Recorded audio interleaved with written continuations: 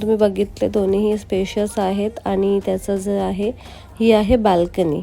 बाल्कनीमध्ये बसून मस्त तुम्ही सनराईज सनसेट व्ह्यू मस्त एन्जॉय करू शकता फ्रेंड्ससोबत. नंतर आम्ही पूलमध्ये दुपारी उतरून थोडी मज्जा मस्ती केली. खूप मस्त वाटतं, रिलॅक्सिंग वाटत होतं खूप. मग नंतर आम्ही गेलो होतो बाहेर फिरायला आणि नंतर इव्हनिंगला आम्ही असं सनसेट एन्जॉय केला. छान पीस वाटत होतं शांत बसून तिथे. नंतर संध्याकाळी आम्ही तयारी केली बार्बिक्यूसाठी आणि बार्बिक्यूमध्ये आम्ही पनीर आणि चिकन मॅरिनेट करून ठेवलं होतं. त्याचंच आम्ही स्टिकमध्ये ते प्रिपेअर करत होतो आणि ह्याचं जे बनवत होता तो होता मुरेश्वर. सगळं प्रिपरेशन तो करत होता, म्हणजे सगळे मिळूनच करत होते. आणि मस्त असं आम्ही बार्बिक्यू करून झोपलो. सकाळी उठलो चेकआउटसाठी 11 वाजता. चाय वगैरे कॉफी वगैरे पिली, थोडंफार गप्पा वगैरे मारल्या आणि बघा सिद्धी आहे ना तिकडे बघा, तुम्ही बघू शकता भांडी घासते.